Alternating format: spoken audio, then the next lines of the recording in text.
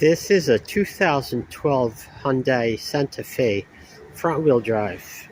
This is a mystery box with genuine Hyundai parts inside. Let's take a look. Do you remember 10 years ago when unboxing videos were all the rage and everybody was doing them? I may have done one or two back then. And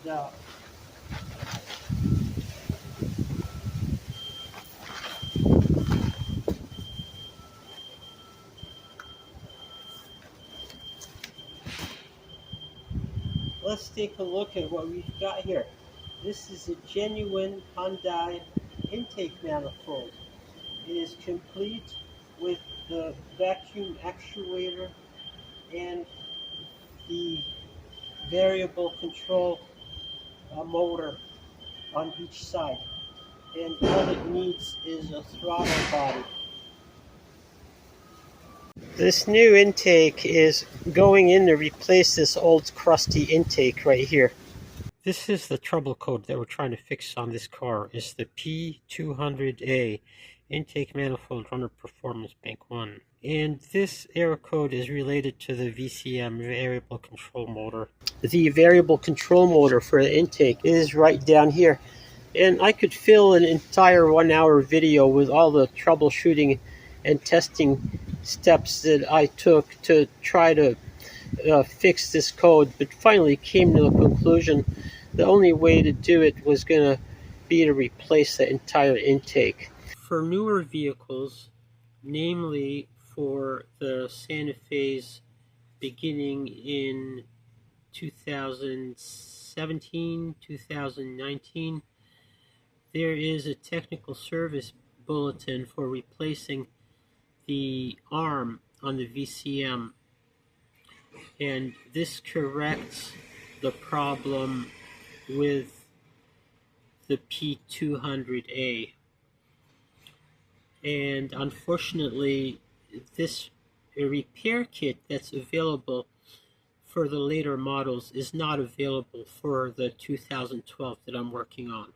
So what this means is that Hyundai came up with a new design that was supposed to fix this VCM problem, and it still didn't work. So they had to put a fix for the new design, and we don't have the privilege of the access to either the new design or the fix for the new design. So that's the reason that I'm replacing the entire intake manifold. So in this video, we're going to go through that process.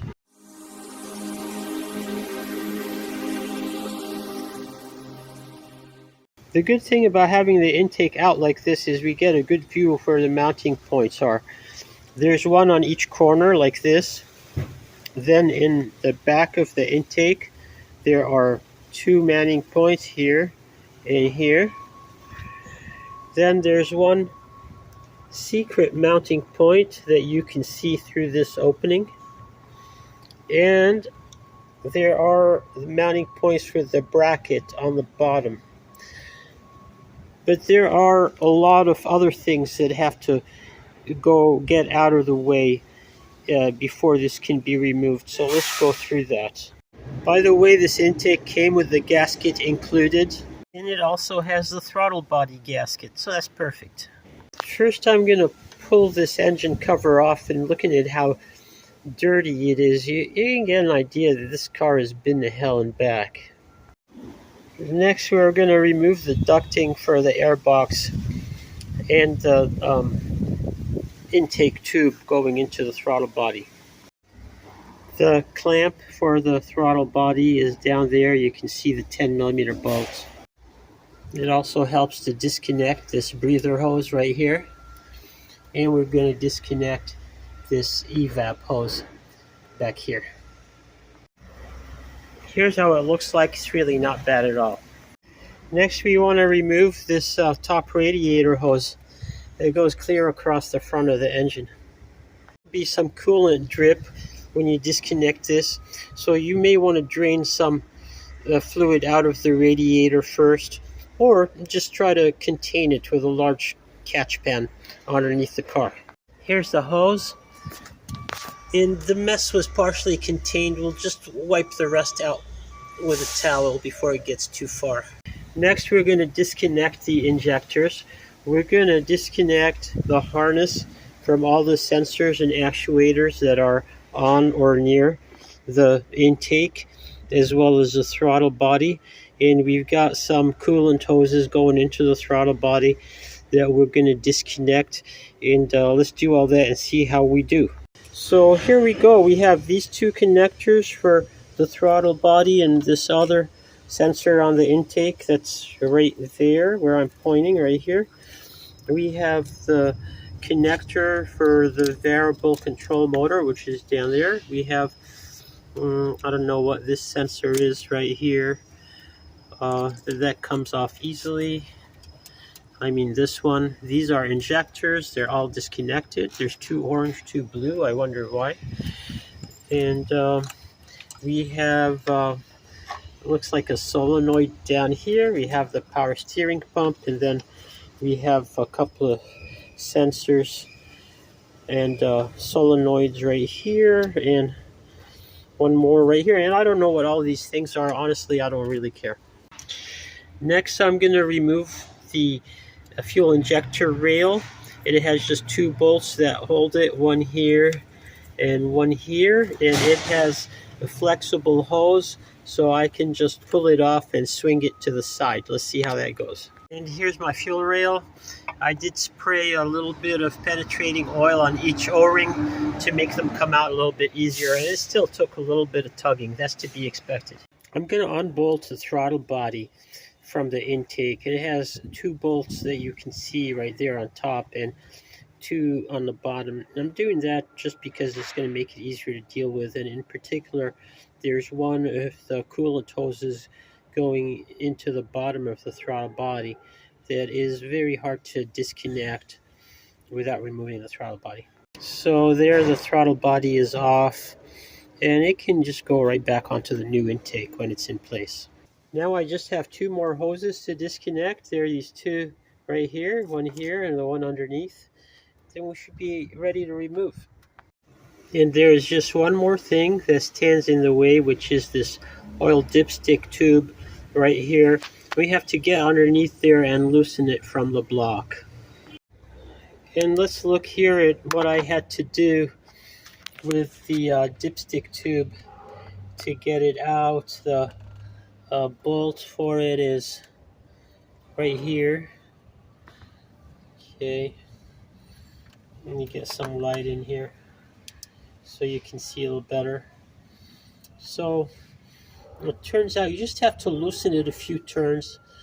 It is on damn tight, and you're kind of contorting your arm from underneath to get to it. But you just have to loosen it a few turns so you have some play in this dipstick, and that lets the manifolds come out. And by the way, these connectors that are bolted onto the manifold underneath here that you disconnect from the harness, it turns out they're the connector for oil pressure sensor and a knock sensor. Okay, both on the block. And I've just discovered the complete hack job that somebody has done here with starter wiring.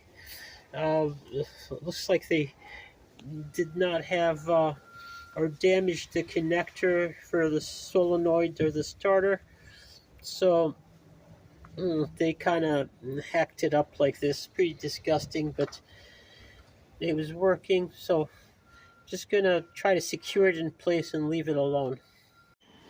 And here they are side by side. I'm just gonna have to transfer a few little items over, some brackets and sensors. Nothing much to it, not brain surgery. While we're here, we're going to peek in at these intake ports. They're nice and clean, and the valve are nice and clean. That's a good sign that the engine is running pretty clean, not getting any excessive oil from blow by getting out the PCV and into the intake. Sometimes these intakes can be just completely crudted up with oil from the PCV system, but this one looks really clean. I'm very impressed. Here it is, all back together. I've driven it for multiple cycles without a return of the check engine light, so I believe that this was the appropriate repair. Replacing the manifold, the entire manifold, with brand new actuators solved the problem. I hope you enjoyed this video. Thank you for watching.